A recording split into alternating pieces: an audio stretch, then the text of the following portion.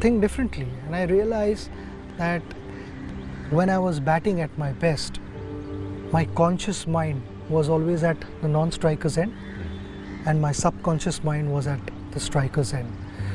And the difference between this is conscious mind, whatever you're seeing and you're absorbing information, because bowler is constantly asking you questions, be it a leg spin or a googly or outswing or inswing or whatever that is, your conscious mind has to pick that. And then within that fraction of a second, once you've picked, you have to surrender yourself to your subconscious mind, which your subconscious mind knows how to react and how to play, provided your conscious mind has picked the right information from the bowling end. Subconscious mind, I would say, knows how to play a cover drive or how to play an off drive or how to leave a ball. So when the ball is delivered, my subconscious mind never tells me, oh, this is a cover drive ball, now you hit a cover drive. There's not that much time. But the moment you've surrendered yourself to your subconscious mind at striker's end, whatever is stored in the computer, as we call it, it takes over and you react.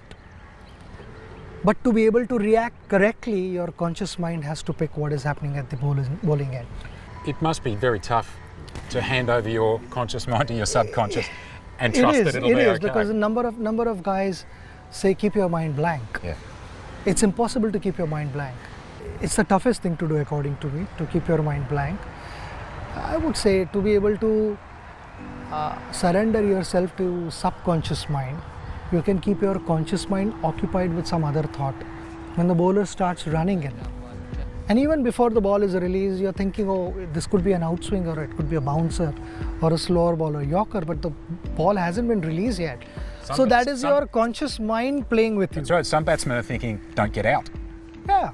So keep your conscious mind occupied. So once you've kept your conscious mind occupied, your subconscious mind has to take over. And that's when you are merely reacting to what you see.